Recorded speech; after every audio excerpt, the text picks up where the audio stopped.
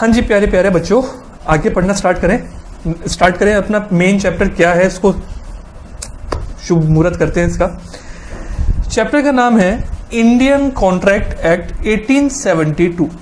Start तो कर लेंगे सर, बट इससे पहले ये चैप्टर में जो ये कैसा नाम है, आज तक तो हमने कोई भी सब्जेक्ट ऐसा नहीं पढ़ा है जिसमें ऐसा अजीब अजीब सा नाम हो। तो ये क्या नाम है? हाँ देखो, चैप्टर पढ़ने से पहले भी हमें काफी कुछ समझना चाहिए। तो ऐसा नहीं कि डायरेक्टली बस चैप्टर पढ़ना शुरू कर दिया, उससे पहले चीजों को समझते हैं। कोई भी चीज हम सीधी क्रैमिंग करने पे नहीं जाएंगे। हमारे माइंड में ये नहीं रहना चाहिए बस सिलेबस निपटाओ, सिलेबस फिनिश करो। नहीं, एग्जाम में पास होना हमारे लिए उतना ही इंपॉर्टेंट है जितना कंसेप्ट को स्ट्रॉन्ग करना। जब तक कंसेप्ट स्ट्रॉन्ग नहीं होंगे आप एग्जाम में क्लियर नहीं कर सकते। सिर्फ यही फर्क है कि स्टूडेंट जो 12th में रैंक होल्डर भी रहते हैं वो सीए में क्रैक नहीं कर पाते, इवन फाउंडेशन भी। उनको जरूरी नहीं है 12th तक आपका पास आउट होना आसान था, मैनेजेबल था फिर भी, कि आप इवन क्रैमिंग करके भी बहुत अच्छे नंबर ले आते थे। मगर फाउंडेशन है, प्रोफेशनल कोर्स है, यहाँ पे क्रैमिंग बिल्कुल भी नहीं चलेगी। चलिए स्टार्ट करने से बात करते हैं। यहाँ पे इंडियन कॉन्ट्रैक्ट, उस चीज को तो समझेंगे, वो तो हमारा चैप्टर ही है। इंडियन कॉन्ट्रैक्ट का क्या मतलब है, कॉन्ट्रैक्ट किसको कहते हैं, वो सब चीजें समझेंगे। बट उससे पहले चीज है एक्ट। सर ये ना हमने और भी कहीं देखा था। हाँ, कहाँ देखा था? जितने चैप्टर्स हमने देखे ना अपने इंडेक्स में, जितने हमने अभी सारे पढ़ने हैं, उस सबके बाद एक्ट लिखा है। जैसे Indian contract act, sales of goods act, negotiable instrument act, सबके बाद एक्ट लिखा है। और सबके बाद एक कोई ना कोई ईयर लिखा है ना? ये चीज कॉमन दिखी सब में। तो यहाँ पे कुछ तो बात है। देखो, सबसे पहले ये जो ईयर होता है ये इस चीज को रिप्रेजेंट करता है किस ईयर में एक्ट आया था। जो ये एक्ट है ये किस साल में लॉन्च हुआ था। अभी आप सबको इतना आइडिया है, जीएसटी एक्ट है। जीएसटी अपने आप में कोई एक्ट नहीं है, मतलब सीजीएसटी, आईजीएसटी, एसजीएसटी उस तरह से एक्ट है। तो ठीक है, अभी नॉर्मल लैंग्वेज के लिए हम बात करते हैं तो जीएसटी एक्ट जो है हमारा, वो 2017 में इंट्रोड्यूस हुआ था, मतलब एप्लीकेबल हुआ था हमारा 2017 से। सो मुझे पता है एक्ट है वो 2017 में आया था। तो अभी मैं क्या कहूंगा, सीजीएसटी एक्ट 2017 इस तरह से बात करूंगा जब मैं उसके रेफरेंस दूंगा। सो सिमिलरली जो इंडियन कॉन्ट्रैक्ट एक्ट है ये किस टाइम गवर्नमेंट ने बनाया था? ये बनाया था 1872 में। सो इसलिए इसके नाम के साथ हमेशा क्या चलता है, 1872 चलता है। क्लास 12th में अगर पढ़ा होगा, प्रॉपर्ली थ्योरी पे ध्यान दिया होगा, वहां पे दो एक्ट के नेम आते हैं। एक नाम आता है कंपनीज एक्ट 2013 का, वो हमारे सीए के सिलेबस में है। सेकंड हमारी बात आती है पार्टनरशिप एक्ट की। सो पार्टनरशिप भी हमारे इस बार सिलेबस में, तो वहां पे पढ़ा था, इतना ज्यादा हमने ध्यान नहीं दिया क्योंकि छोटे बच्चे थे, छोड़ दिया। टीचर ने भी कहा कि चलो ठीक है, किसी टीचर ने बता दिया जिनको लगा कि नहीं आपको पता होना चाहिए, किसी ने नहीं बताया, आपने भी ध्यान नहीं दिया, चलो कौन इतना याद रखेगा, छोड़ो आगे बढ़ो। अभी लेकिन हम लॉ पढ़ने वाले हैं तो पूरा का पूरा लॉ हमारा इन्हीं चीजों पर डिपेंड करता है। बात क्लियर हुई? सो ईयर समझ में आ गया ना, जिस ईयर में एक्ट आया उसको। सर अब ये एक्ट क्या है ये भी तो बता दो, आराम से बताते हैं। एक्ट किसको कहते हैं? देखो, हमारे पास कुछ चीजें होती है। अभी आपको पता है क्या करना है, जैसे मैं आपको जो भी लिखवाता रहूंगा, आपको एक नोटबुक लेके बैठना है, जहां मैं नोट डाउन कराऊंगा, आपको कहूंगा नोटिंग करने के लिए, उसको अपने पास नोटिंग करते रहना। कुछ मैं आपको टाइम दूंगा इन बिटवीन, कभी मैं आपको टाइम नहीं दूंगा। आपके पास वीडियो का ऑप्शन है, पॉज का ऑप्शन है, आप वीडियो को पॉज करेंगे, नोटिंग करेंगे, फिर उसको रिज्यूम करेंगे। इससे पता क्या बेनिफिट होगा, आपकी क्लास की लेंथ शॉर्ट हो जाएगी, आपको कम डेटा देना पड़ेगा। उसके अलावा आपको लगता है कि मुझे पॉज करना है तो करो, नहीं करना है तो नहीं। आप जब उस वीडियो को अगर रिपीट करके रिवीजन के टाइम पे देखेंगे तो आपका टाइम दोबारा वेस्ट नहीं होगा। सो फायदा ही फायदा है, डेटा कम लगा, देखने में टाइम कम हुआ। फर्स्ट टाइम की जरूरत थी तो फर्स्ट टाइम मैंने उसको पॉज कर लिया, वरना जितनी टाइम मुझे लगा उतने टाइम पॉज करा। मुझे स्पीड अच्छी है लिखने की, जल्दी जल्दी पॉज करके आगे रिज्यूम कर दिया। अगर अदरवाइज तो क्या होता, मैं लिखवाता रहता, बहुत टाइम जाता है। ठीक है, चलो जब मैं बात करता हूं एक्ट, सबसे पहले सबसे ऊपर हमारे लिए होता है लॉ। क्या होता है? लॉ। लॉ का मतलब होता है कानून। ठीक है, तो अंधा कानून नहीं, कानून। सो हमारे लिए क्या इंपॉर्टेंट होता है? लॉ सबसे ज्यादा बड़ी, जो सीनियर लेवल पे आ जाता है। इसके नीचे फिर हमारे पास बात आती है एक्ट की। ठीक है, इसके नीचे क्या होता है? एक्ट होता है। फिर इसके नीचे क्या होता है? रूल्स होते हैं। डन। इसके नीचे आप नोट डाउन करिए क्या? नोटिफिकेशंस, सर्कुलर्स, मतलब इनको एक साथ ही लिख दीजिएगा, उसमें ज्यादा डिटेल में मत जाना। नोटिफिकेशंस, सर्कुलर्स, क्लैरिफिकेशंस, ठीक है, ये हमारे क्या होते हैं, इसके अंडर में पार्ट आते हैं। एक्चुअल में ना ये सबको मिला के मैं क्या कहता हूँ, लॉ बोलता हूँ। जब मैं किस किस के एक्ट, रूल्स, नोटिफिकेशन, सर्कुलर्स, इन सब की जब बात कर रहा हूँ तो टोटल मिला के कानून बनता है। अभी मैं बात करता हूँ लॉ की, तो लॉ ना अपने आप में बहुत वाइड होता है, बहुत बड़ा बात होती है लॉ।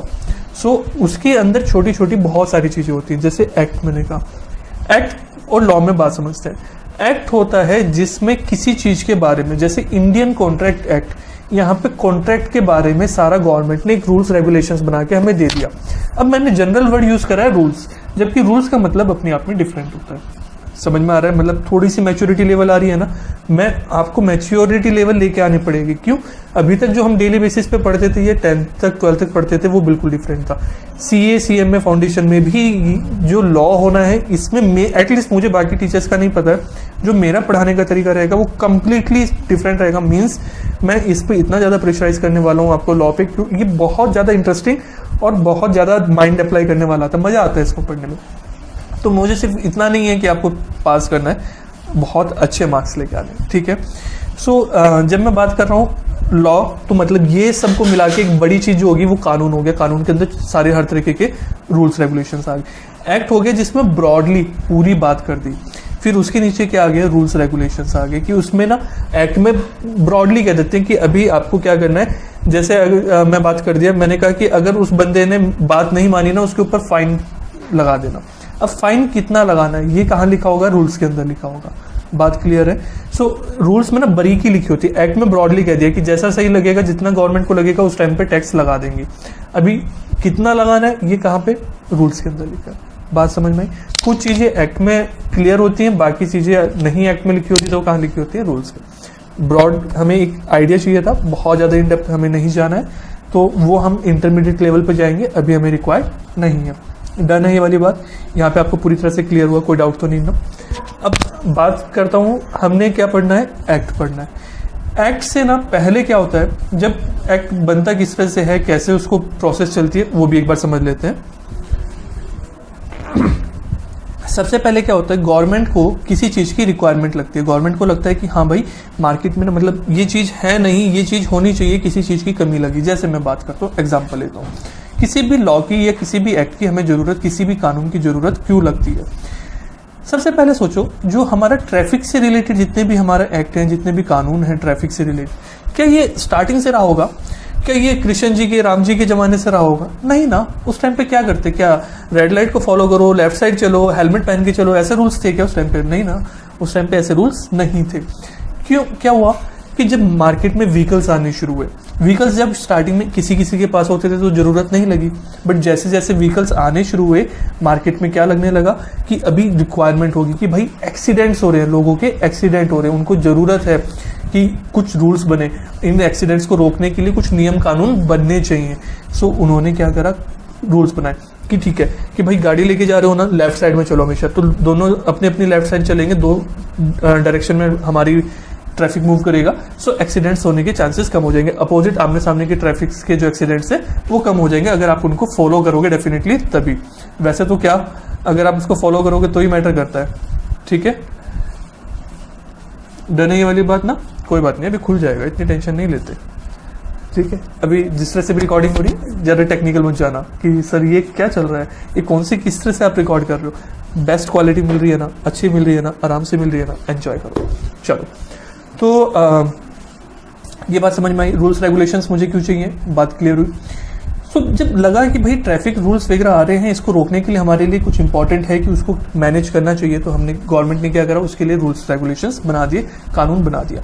क्या कानून जैसे एक बार में बन गया वैसे ही फाइनल हो जाता है क्या? नहीं, टाइम टू टाइम लगता है कि भाई अभी इसमें ये चेंजेस लेके आने चाहिए। जैसे आपको पता है ट्रैफिक के जो फाइन होते हैं टाइम टू टाइम बढ़ते रहते हैं। क्यों बढ़ते रहते हैं?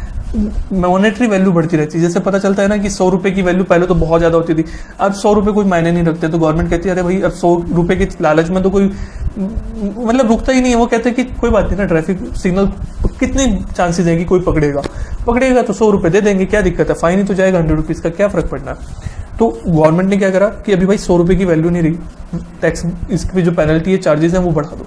उन्होंने क्या करा, चार्जेस बढ़ा दिए। बात समझ में आई। तो इस तरह से टाइम टू टाइम उसमें चेंजेस भी आते हैं। सो जब गवर्नमेंट को रिक्वायरमेंट लगती है, ऐसा ही नहीं कि आज गवर्नमेंट को सपने आया कि यार ट्रैफिक के ना बड़ी दिक्कत चल रही है, ट्रैफिक के रूल्स बना देते हैं, और उन्होंने क्या करा, बना दिया।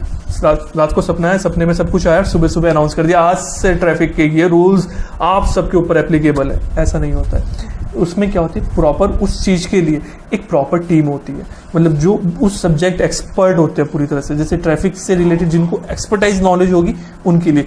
जब आपका कंपनी एक्ट आया, सो उसको बनाने के लिए गवर्नमेंट ने टीम बनाई, मतलब उसमें कंपनी की नॉलेज जिनको है, कंपनी रूल्स रेगुलेशन की पूरी नॉलेज है, तो उनको बैठाया कि उनको कहा कि आपको क्या लगता है, क्या जरूरत है, क्या सही है, कंपनी से कांटेक्ट करा, उनसे रिसर्च करी, फिर उसके बाद उन चीजों को बनाया।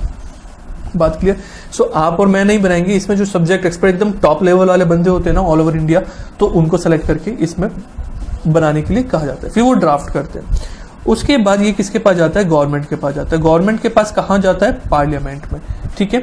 सो जब गवर्नमेंट ये जो टीम है, जो एक्सपर्ट्स की टीम है, वो जब पार्लियामेंट में गवर्नमेंट को देती है चेक करने के लिए, तब तक ये क्या रहता है, ड्राफ्ट रहता है। इसको हम एक्ट नहीं बोलते, क्या बोलते हैं, ड्राफ्ट बोलते हैं। बात क्लियर है। जब गवर्नमेंट इस पे साइन कर देती है ना, मतलब पार्लियामेंट में पहले पास होता है, पार्लियामेंट में पास होने के बाद क्या होता है, जो हमारे प्रेसिडेंट हैं वो इसको साइन करके क्लियर करते हैं। जब प्रेसिडेंट साइन कर देते, कहते कि सब कुछ ठीक है, फाइनल है, अगर उनको सही नहीं लगता या तो पार्लियामेंट को या फिर प्रेसिडेंट को, तो वो दोबारा कह देंगे पिछली टीम को कि आप चेक करो। तो जब वो फाइनल कर देंगे उसके बाद ही वो एक्ट बोला जाएगा, उससे पहले क्या रहता है, ड्राफ्ट रहता है। बात क्लियर है। इसको ऐसे बना लो आप, मैं बताता हूँ, नोट डाउन करवाता हूँ, थोड़ा सा नोटिंग कर लो। सॉरी, चलो साइज तो ठीक है। आप किस तरह से लिखोगे, सबसे पहले टीम ऑफ एक्सपर्ट या एक्सपर्ट टीम ऑफ एक्सपर्ट, ठीक है। सबसे पहले क्या लिखा, टीम ऑफ एक्सपर्ट्स। फिर ये क्या करेंगी, किसको देंगी, पार्लियामेंट में। पार्लियामेंट में क्या देंगी, ड्राफ्ट, ठीक है। पार्लियामेंट में ड्राफ्ट देंगी, पार्लियामेंट क्या करेगा, इसको करेगा पास, और किसको देंगे, जो हमारे प्रेसिडेंट है उनको दे देंगे, प्रेसिडेंट। इसके नीचे लिख लेना, प्रेसिडेंट क्या करेंगे, साइन करेंगे, और साइन करके ये हमारा क्या बन जाएगा, एक्ट बन जाएगा। बात क्लियर, कोई दिक्कत तो नहीं। चलो अच्छा, नोटिंग कैसे करनी है इस चीज को भी समझ के चलो। मेरी क्लास में नोटिंग का काम बहुत कम होने वाला है। क्यों, आई डोंट वांट कि आप लिखने में बहुत ज्यादा अपना टाइम वेस्ट करो। मतलब बहुत सारी, देखो सबका अपना अपना पढ़ाने का मतलब होता है। आई एम नॉट सेइंग कि वो गलत है या ये सही है, मुझे जो फील होता है मैं उस तरह से बात करता हूँ। मतलब बहुत सारे मेथड्स होते हैं कि जिसमें पूरी क्लास में टीचर भी लिखे जा रहे हैं, सामने स्टूडेंट लिखे जा रहे हैं, वो क्लास अननेसेसरी बहुत ज्यादा लेट होती है। आपको छोटे बच्चे नहीं रहे, 5th क्लास 6th क्लास के स्टूडेंट्स नहीं है, जब तक अपनी कॉपी में अपने हैंड से नहीं लिखा होगा तो आपको समझ में नहीं आएगा। I am giving you everything readymade, सब कुछ आपको प्रिपेयर करके, बुक प्रिपेयर करके दिए, सब कुछ दिया। आपको उससे जो नोट्स बनाने हैं वो बनाओ, मैं नोट्स बनाना आपको सिखाऊंगा। बट इससे कोई मतलब नहीं बनता है ना मैं पूरी की पूरी बुक आपको नोट बोलता रहूं, डिक्टेट करूं, आप लिखो, या फिर मैं यहाँ पे लिखूं, आप उसको देख देख के लिखे। नहीं, ऐसा हमें कुछ नहीं करना है। आपको नोटिंग अपने आप करनी है। जरूरी नहीं है मैं हर जगह आपको बताऊं इसको नोट करो, आपको जहां पे भी लगता है आप उसको वहां पे नोट करेंगे, ठीक है। उसके अलावा आपको क्या करना है, पेन एटलीस्ट आपको 3 कलर्स यूज करने हैं, blue black main primary colours. इसके अलावा कोई भी आप कलर यूज करें, कोशिश करें लाइट कलर यूज मत करें, अदरवाइज वो over the time fade out हो जाता है। सो आपको ऐसा कलर यूज करना है जो थोड़ा सा डार्क हो, मिनिमम 3 और उससे ज्यादा आप कलर यूज कर सकते हैं। जब आप देखेंगे मैंने अपनी बुक में कलर्स यूज करे हैं ना, ये तो जबकि बुक मैं आपको दे रहा हूं तब भी मैंने यूज करे। आप नोट्स बनाएंगे तो उसमें ज्यादा कलरफुल, इससे पढ़ने में हेल्प मिलती है, ठीक है। सो नोट्स को भी आप अकॉर्डिंगली अपने ड्राफ्ट करें। आज ये क्लियर हुआ आपको भी कि हमारा कॉन्ट्रैक्ट, ये जो एक्ट होता है ये किस तरह से बनता है, इसका मतलब क्या है, हम जो पढ़ रहे हैं एक्ट और ईयर का मतलब क्या है, ये सब पूरी तरह से आपको क्लियर हुई ये चीजें, ठीक है। चलो